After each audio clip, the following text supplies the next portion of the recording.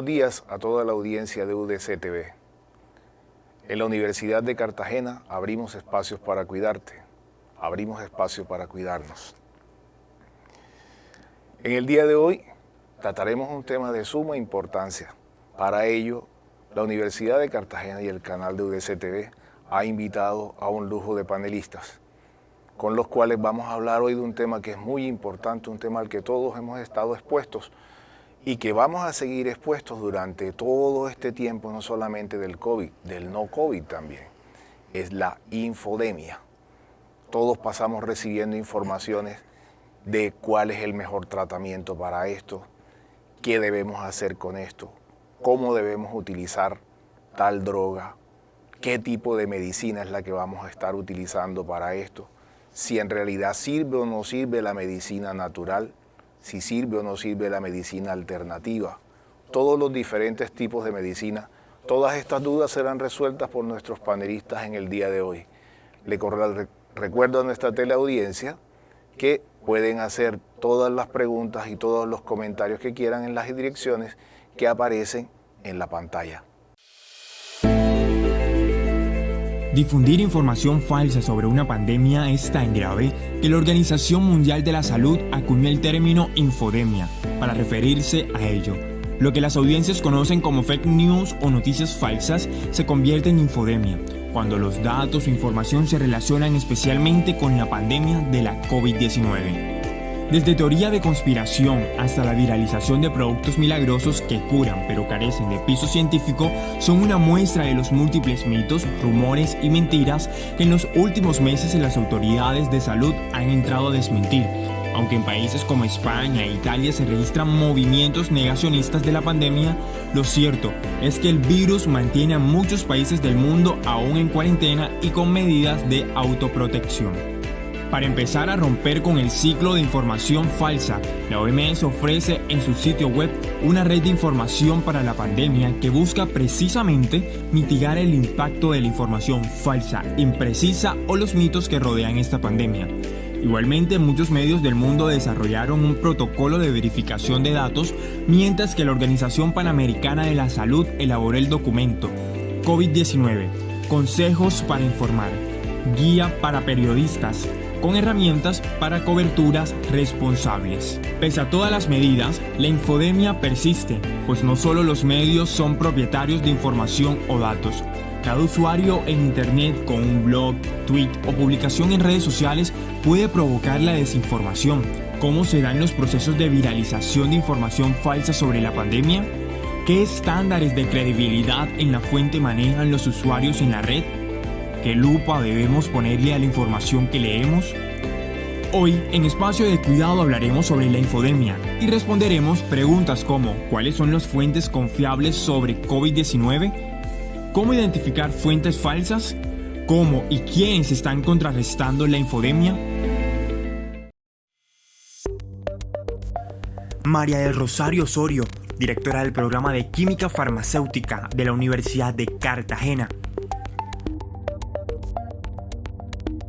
Adray Martínez Ramos, médico cirujano, especialista en medicina interna, gerencia de la calidad y auditoría médica.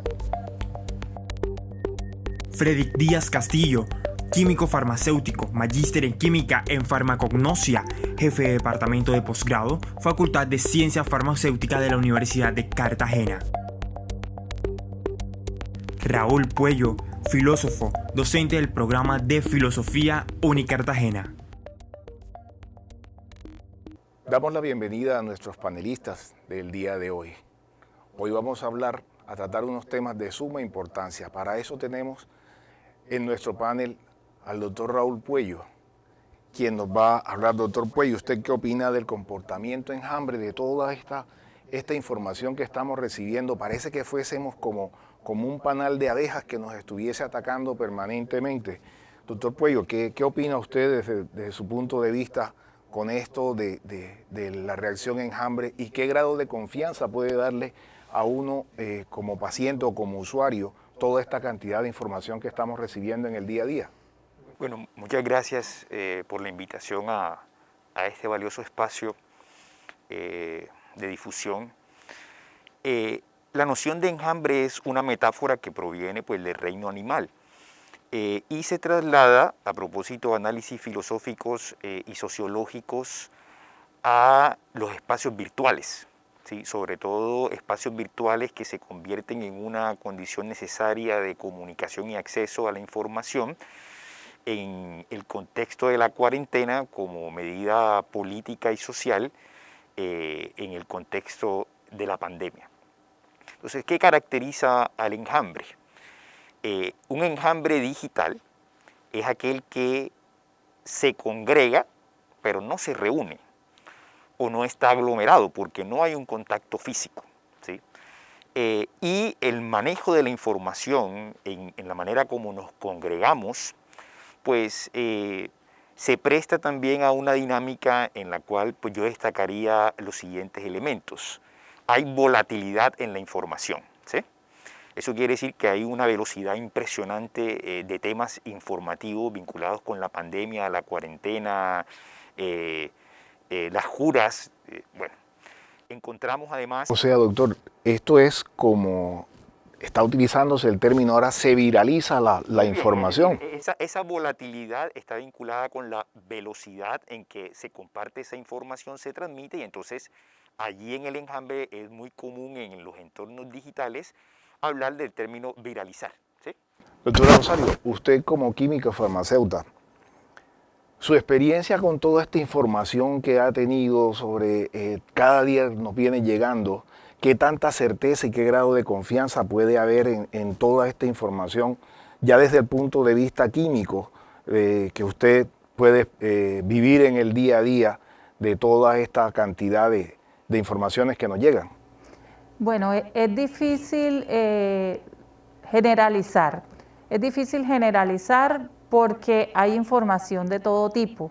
E inclusive hay manipulación de la información donde nos mezclan un video que puede provenir de una información oficial, pero luego se hacen comentarios particulares que desdibujan el sentido inicial con el que se hizo la información.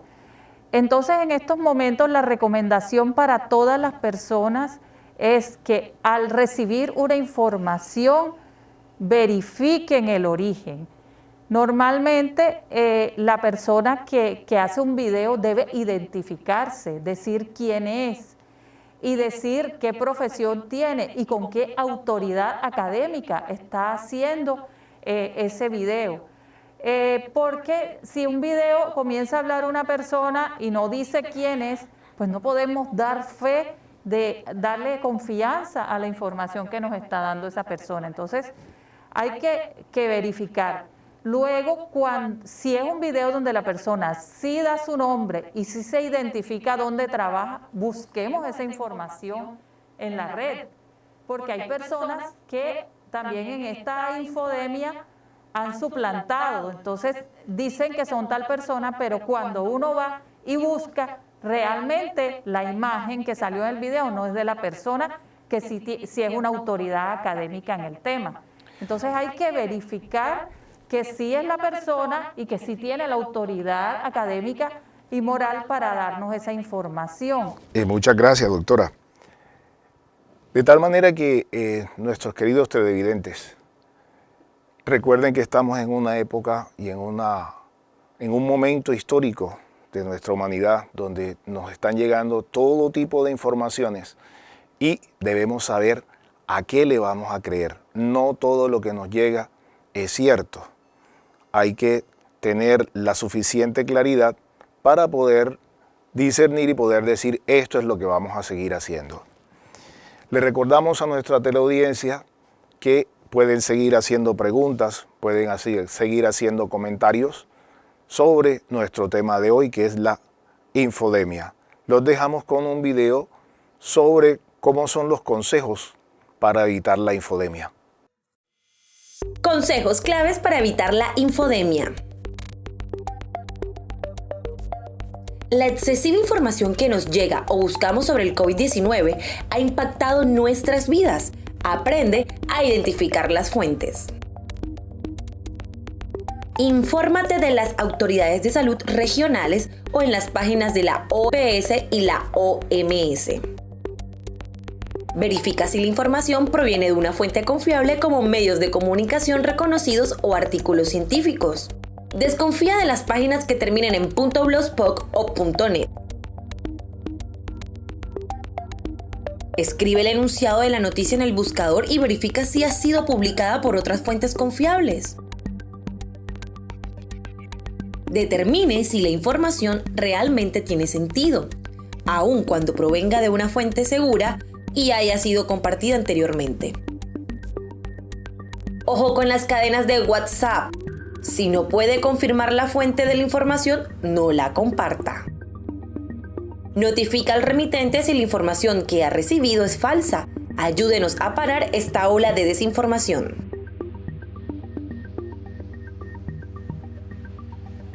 Retomamos en nuestro segundo segmento de UDC TV. Hoy hablamos sobre la infodemia. La desinformación. ¿Qué razones puede tener la gente para desinformarnos?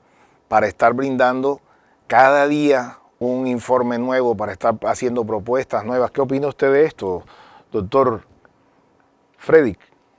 Sí, yo creo que la desinformación, provenga de donde provenga, no es nada bueno. Y esta pandemia nos ha demostrado que la falta de información, la mala información o la no comunicación adecuada, pues nos puede llevar a cometer muchos errores. Yo creo que el COVID-19, que es una enfermedad inflamatoria, se debe tratar adecuadamente y creo que no ha habido un manejo adecuado por parte, me parece a mí particularmente, desde un principio en el primer nivel de salud, no ha habido un tratamiento adecuado, con un direccionamiento adecuado de la Organización Mundial de la Salud, puesto que no se ha tratado la enfermedad como una enfermedad de origen inflamatorio. Y pues para mí es muy grave eso de que personas que estén en su casa solamente tratadas con acetaminofén, loratadina, sabiendo que tenemos antiinflamatorios conocidos como ibuprofeno, naproxeno. Para mí ese tipo de comunicación también es infodemia y creo que debemos tratarlo desde el punto de vista académico. Pero ¿será que la humanidad no estaba preparada para esto? ¿O que los eventos estos sucedieron con tal rapidez que nos cogieron desarmados? Probablemente hay alguna desinformación por parte de los entes gubernamentales, por parte de la Organización Mundial de la Salud. ¿Qué opina usted, doctor Puello? Bueno, es una pregunta compleja. Creo que hay que dividir la cuestión y una arista un poco de este fenómeno que estamos experimentando es que aunque tenemos una pandemia, ¿sí? Es algo global, en donde ciertos países, entre ellos el nuestro, pues no estaba preparado un poco en términos de infraestructura, porque hay unas falencias. Nosotros nos encontramos con algo que agrava la situación y es el manejo político de la información científica. Creo que lo cual se presta para manipulación. Ya lo que el doctor Freddy estaba diciendo, un poco la información de la OMS, la información un poco también del Ministerio de Salud, las políticas públicas que se están estableciendo y eso además sumado a una situación que es compleja, que es el analfabetismo funcional en el que vivimos, ¿sí? Que es un tema que es necesario tocar porque esto también y nuestra manera de enfrentar la pandemia tiene que ver con la educación, ¿sí? Tiene que ver con una educación en términos de una formación, no solo del ser, sino del convivir con los demás. Y el analfabetismo funcional se convierte en un peligro y un obstáculo para todos porque la UNESCO y la CEPAL entienden por analfabetismo funcional personas que aunque tienen un alto grado de escolaridad académica tienen ciertas dificultades en el desarrollo de sus habilidades comunicacionales, sobre todo para comprender críticamente la información a la que se exponen y a la que se enfrentan. Entonces, en el marco de la infodemia uno puede encontrar personas con maestría, con doctorado, incluso profesores universitarios, investigadores reconocidos, que terminan viralizando información que puede generar daño en ausencia de pensamiento crítico. ¿Por qué? Porque esta pandemia ha generado un pánico, una angustia y una incertidumbre generalizada sobre la confianza que nosotros tenemos ante el futuro. Es decir, todo ha cambiado, o sea, y no va a ser lo mismo. Como vimos, este es un tema candente. La desinformación que tenemos es un tema que genera toda la cantidad de dudas y toda la cantidad de esfuerzos y propuestas que tenemos. Recordemos siempre, la desinformación nos puede llevar al traste con cualquier proceso, no solamente desde el punto de vista médico, sino desde el punto de vista de la vida personal. Cualquier desinformación, cualquier noticia, cualquier información mal dada puede llevarnos a un daño permanente en nuestras vidas. Les recuerdo a nuestra teleaudiencia que pueden seguir haciendo preguntas, pueden seguir haciendo comentarios en la dirección que aparece. Los dejamos en este momento con un corto video sobre los mitos que se presentan en el manejo de esta pandemia. ¿Has escuchado alguno de estos rumores sobre la COVID-19? La hidroxicloroquina puede tratar y prevenir la COVID-19. Hasta la fecha no se ha demostrado que este ni ningún otro fármaco puedan curar o prevenir la COVID-19. Por el contrario, el uso indebido de la hidroxicloroquina puede provocar graves efectos secundarios y problemas de salud e incluso causar la muerte. Pulverizar lejía u otros desinfectantes sobre el cuerpo o introducirlos en el organismo protege la COVID-19. Jamás se debe pulverizar lejía u otros desinfectantes sobre el cuerpo ni introducirlos en el organismo. Estas sustancias pueden ser tóxicas si se ingieren y el contacto con ellas irrita y daña la piel y los ojos. Las redes 5G de telefonía móvil propagan la COVID-19. Los virus no se desplazan por las ondas electromagnéticas ni las redes de telefonía móvil. La COVID-19 se está propagando en numerosos países en los que no existe una red 5G. ¿Las vacunas contra la neumonía protegen contra el nuevo coronavirus?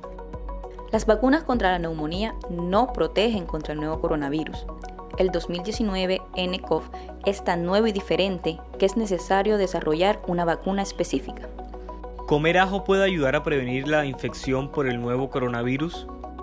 El ajo es un alimento saludable que puede tener algunas propiedades antimicrobianas. Sin embargo, no se han obtenido pruebas de que comerlo proteja contra el virus que causa el brote actual. ¿Son eficaces los antibióticos para prevenir y tratar la infección por el nuevo coronavirus? No, los antibióticos son eficaces contra las bacterias, pero no contra los virus. Puesto que el nuevo coronavirus 2019 nCoV es un virus, no deben utilizarse antibióticos ni para prevenir ni para tratar la infección.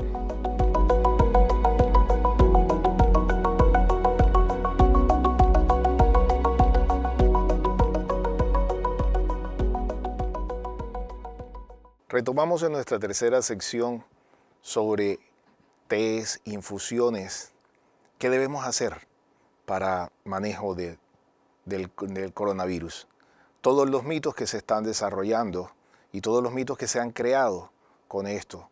Por ejemplo, tenemos aquí al doctor Freddy Díaz, que es un experto en uso de infusiones. ¿Qué tan cierto es, doctor Freddy, que todas estas infusiones que están haciendo con jengibre, con ajo, con matarratón, con moringa, qué tan beneficiosos son y si en realidad tienen algún efecto sobre la salud o específicamente sobre el coronavirus? Sí, muchas de estas plantas tienen estudios convalidados desde el punto de vista académico, científico y publicados en revistas indexadas que avalan las actividades farmacológicas que tienen ciertos componentes de las mismas. Eso es cierto. Y para eso, pues, hay evidencia en todo caso.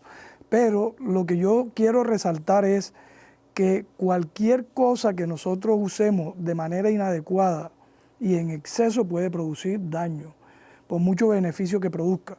Usted ha mencionado, por ejemplo, dos cosas con relación a la moringa y con relación al ajo. El ajo es quizás la planta más estudiada desde el punto de vista académico y científico.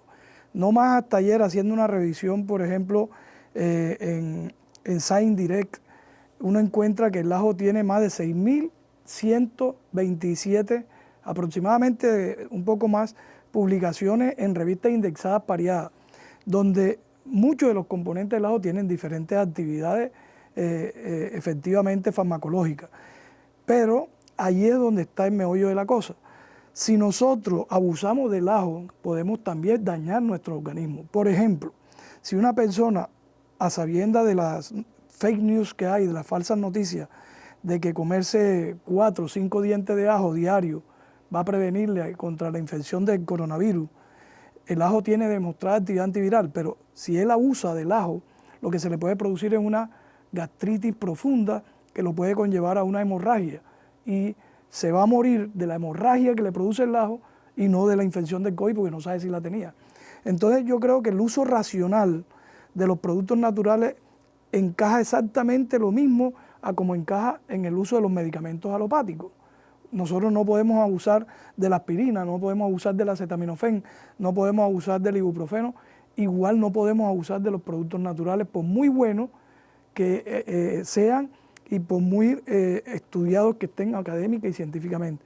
Entonces el uso de las tomas, por ejemplo aromáticas, es bueno, pero no se puede abusar de ellas. Y más bien, si uno lo hace, lo tiene que hacer con el fin de prevenir no solamente el coronavirus, sino de probablemente poner en condición nuestro sistema inmunológico que pueda ser capaz de combatir cualquier tipo de otra infección y no solamente el coronavirus.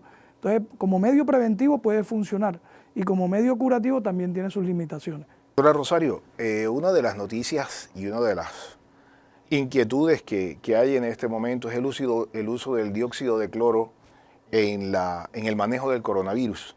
Al igual que hay otra cantidad de infusiones, por ejemplo, agua de mar, están utilizando para tratar de mantener un pH, cambiar el pH interno de la persona. Entonces, ¿qué opinión tiene usted, doctora, sobre esto, sobre este uso de él?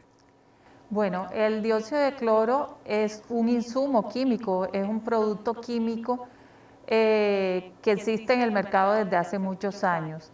En ningún país se encuentra aprobado esta molécula como medicamento. No está permitido su uso interno. Pienso yo que durante la pandemia se asoció porque hay compuestos de cloro como el hipoclorito de sodio, que es el compuesto de todos los blanqueadores que usamos en la casa para el aseo, que tiene actividad sobre las superficies. Entonces, si hay una superficie contaminada por COVID-19 y nosotros le pasamos hipoclorito de sodio, indudablemente vamos a inactivar el virus. Pero el dióxido de cloro es un compuesto de cloro también, pero no está permitido para su uso interno. Entonces, no es adecuado utilizarlo.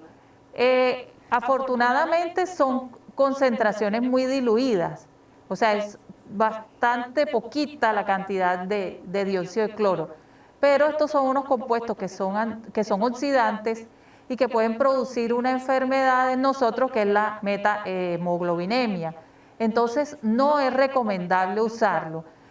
Bueno, muchas gracias a nuestros panelistas. Yo pienso que este tema daría para 2, 3, 4 programas incluso, porque es un tema por demás interesante y es un tema en el que hemos repasado que los mitos son mitos, las realidades son realidades. Los mitos van a seguir existiendo, pero debemos tener la certeza de confirmarlos, de saber qué es lo que estamos buscando, de saber qué es lo que vamos a utilizar. Recordemos también que estamos en un espacio que es de héroes sin capa. Los héroes sin capa son aquellas personas que han expuesto su vida y en contacto con el coronavirus y que han padecido la enfermedad. Esas son nuestras personas de héroes sin capa y podemos hacerle un homenaje regalando estos cortos minutos que tenemos ahí. Muchas gracias por su atención. Héroes sin capa. Mi nombre es Carlos Torres Paut, médico de la Universidad de Cartagena, especialista en medicina interna y cardiología. Viví en carne propia este virus de la pandemia ya que fui afectado. Como trabajo básicamente en unidades de cuidados intensivos, tuve en contacto probablemente con un paciente infectado en el momento pues, de hacer la asistencia y fui contagiado, por lo tanto pues presenté unos síntomas que obviamente me obligaron a ser internado por 10 días, dentro de los cuales pues estuve en momentos críticos de dificultad para respirar y en mi caso personal hice una insuficiencia renal. Los profesionales compañeros que me atendieron haciendo interconsultas con un nefrólogo porque existía la posibilidad de que inclusive pues, llegara a diálisis. Gracias a Dios, gracias al trabajo de los profesionales, de mis compañeros que se portaron a la altura, fui atendido en forma precoz y adecuada y esa función renal comenzó a disminuir, a decrecer y así hacia la mejoría. Uno de los motivos por los cuales me da pie para seguir trabajando es esa lucha incondicional de mantener vivo al paciente y de mantener esa esperanza en sus familiares para el bien de todos ellos. Mi nombre es Libardo Enrique Ahumada Burgos, médico pediatra. He aprendido a lo largo de esta pandemia que indudablemente cada día tiene su afán. Los niños me han enseñado mucho y me han fortalecido la parte espiritual. Ellos me enseñan con su sinceridad. He conocido el milagro de la vida y he tratado de entender el enigma de la muerte. He visto fallecer familiares y amigos y también he presenciado nacimientos de varios niños. Indudablemente, cada paciente es una página distinta de la misma enfermedad y seguro que con Dios y ayuda saldremos adelante de esta pandemia. Héroes sin capa.